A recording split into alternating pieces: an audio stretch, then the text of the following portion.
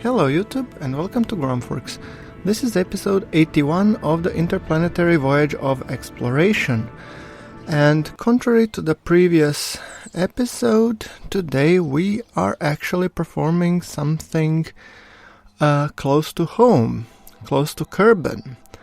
And whether or not you believe it, the time has come that our hero, Jeb, comes back home from Duna. As you can see, we have Jeb's encounter with Kerbin in 12 days.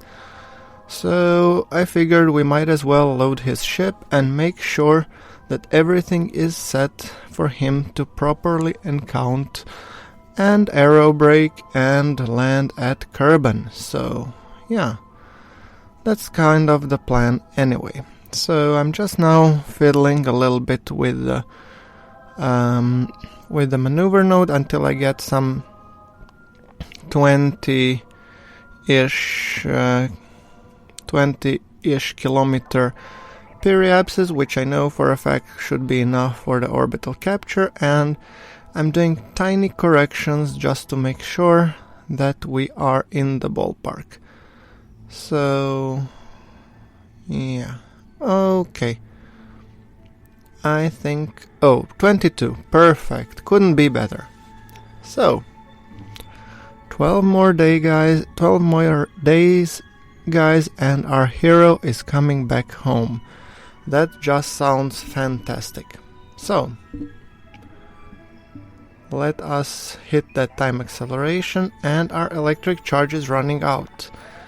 Well, I don't want to be killing Jeb just yet, after all what he has survived, so might as well position so that we are facing the sun.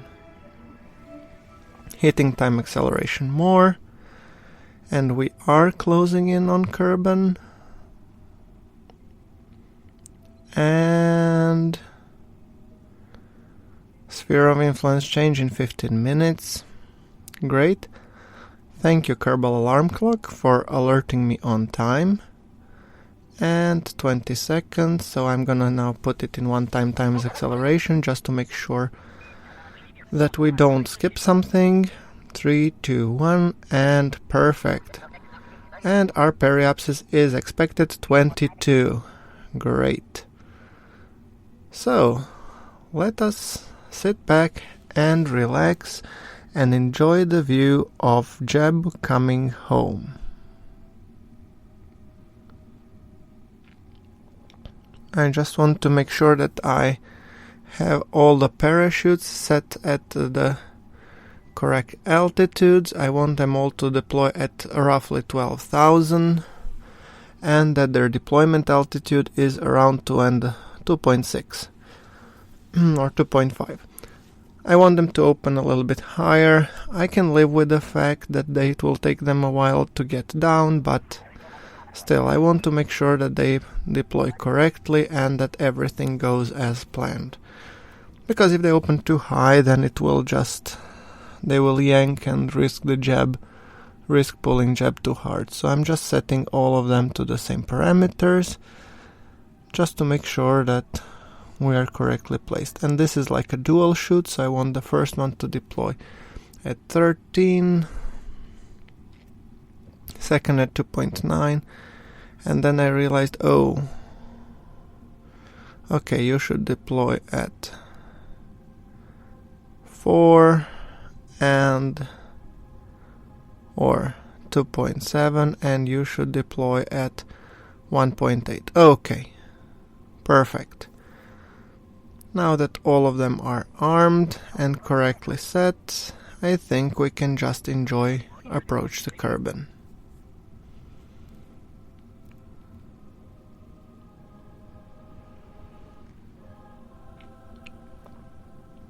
Here we have a nice view of Kerbin, Moon, and Minmus.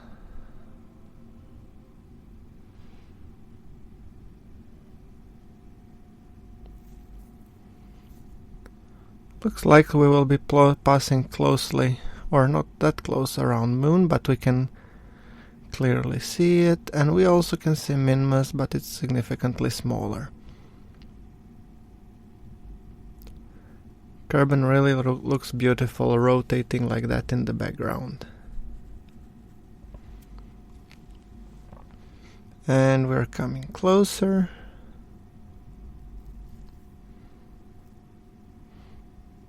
I think this is worth a screenshot, definitely.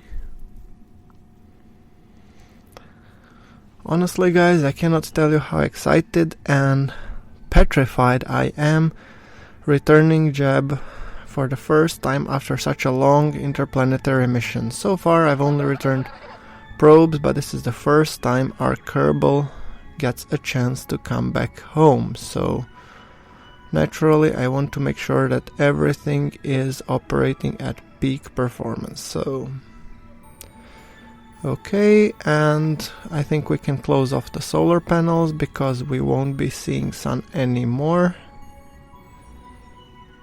And I make sure that I position myself, that we orient ourselves orbit retrograde, and to close all unnecessary compartments. Perfect. Okay, this sounds really good. So just aligning Jeb's ship to make sure that we are correctly placed. And hitting the time acceleration until we hit atmosphere. Nice approach, although on the night side of Kerbin, but yeah, I guess that's something we'll just have to live with. 100 kilometers and we should be hitting the atmosphere any second. Here we are.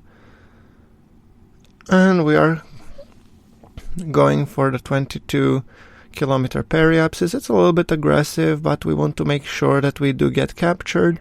And since this is the 0.90, we don't need to consider ourselves regarding the heating. So, by the way, I decided I have enough monoprop, so I put on the RCS because I wanted to make sure that I'm keeping retrograde, because I didn't want Jeb to get yanked and basically sometime during the descent and make sure that his craft disintegrates because of my poor piloting.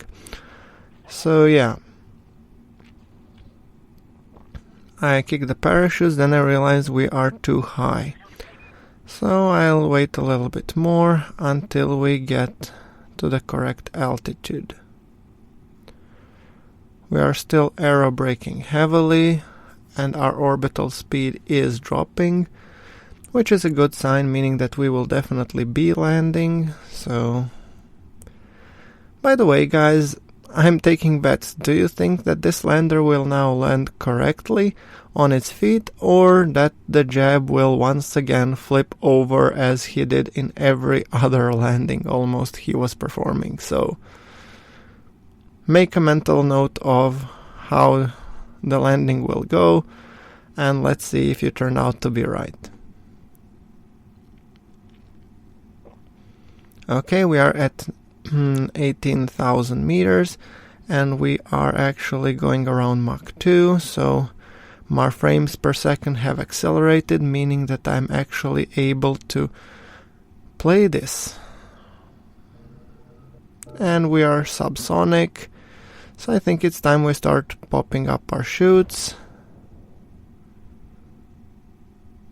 And our chutes basically caught adrift, which means we are now slowly but surely descending. And I'm decided to extend my lander legs, and the slope is 3.5 degrees, which makes me really happy because I don't think I will need to be worrying about how it will look like overall.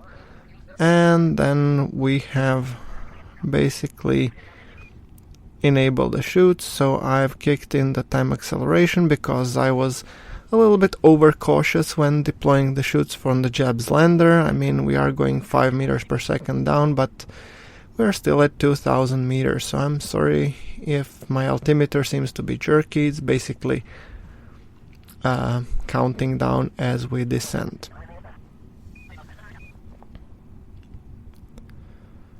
And then I realized I never deployed these two chutes. Oh well.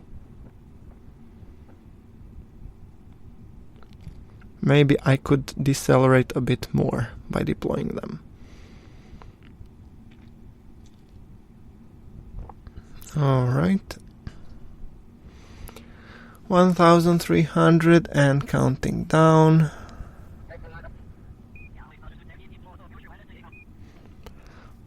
Our hero Jeb descending slowly but surely towards the surface of Kerbin. 1 more 1000 meters to go.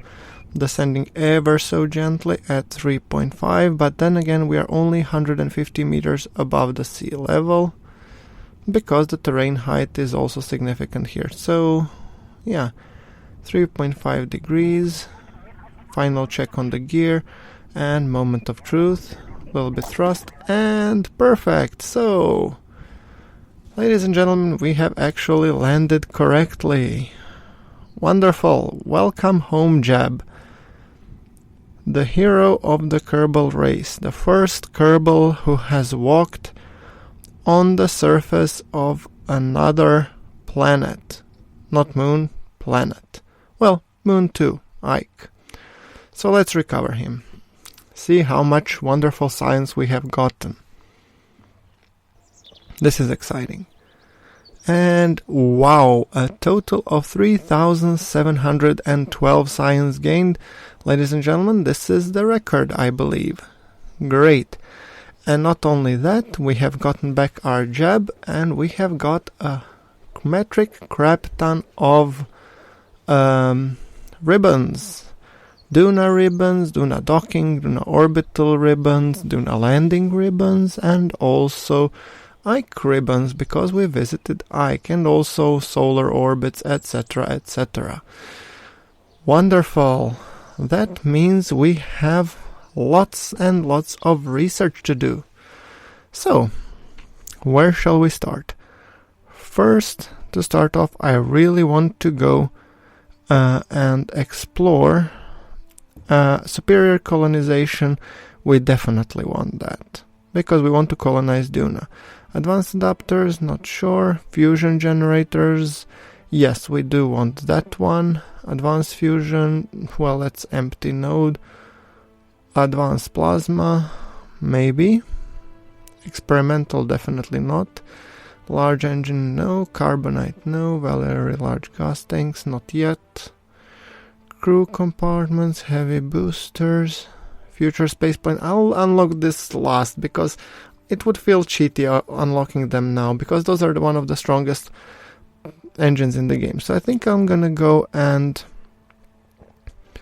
unlock some more nodes here.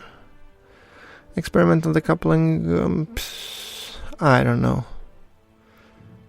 Not yet anyway. Advanced, these experimental adapters I don't need yet. Material storage, maybe. But let's first do advanced plasma, because I want to use magnetoplasmodynamic engines. Off-world storage, not yet. Advanced science, well, I guess more science is always good, but material storage, even bigger fairings, that I actually might need. Adaptive solar panels, clusters, we have 1100, so we have to be smart about it. Yeah, I think I'm gonna go for the advanced sensors, because I think I can unlock those, and I think I can unlock those yeah.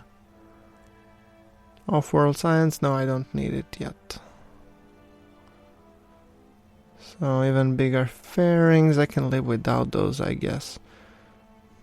By the way, guys, since this is thematically, as soon as I unlock these nodes, I think I'm gonna call this for the episode. I'm sure if it's a shorter episode, but the next one will be coming with different content, so yeah, I think I'm gonna go with the advanced sensors and with the material storage. Definitely. Those two will lead to more interesting, although I don't need these guys right away. Perfect. Okay, guys, I guess I'll call this for this episode. Thank you very much for watching. This is GrunfWorks signing off.